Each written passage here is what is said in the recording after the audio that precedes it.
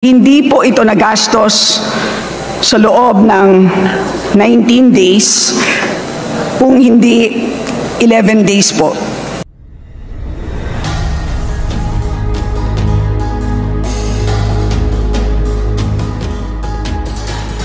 Madam Speaker, ayon din sa mga nakaraang usapin, lumalabas na ginastos ng OVP ang halagang 125 million sa labing siyam na araw, 19 days lamang, na mukhang napakaiksing panahon, Madam Speaker. Maaari bang ikumpirma ng COA ang nangyaring ito?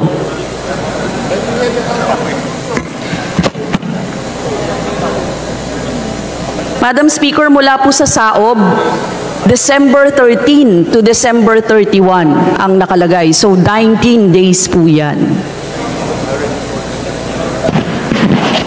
Madam Speaker, ang totoo po ay nagulat din po ako nung mabasa ko ang mga balita na tila nagastos po sa loob ng 19 days. At tinanong ko po ang COA at tinignan ko po ang mga iba't ibang mga reports. Pero hindi po ito nagastos sa loob ng 19 days, kung hindi 11 days po.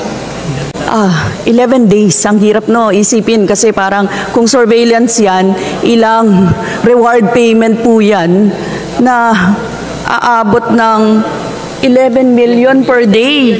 So, Madam Speaker, medyo 11 days. Confirm ko lang, Madam Speaker, 11 days ang nakalagay.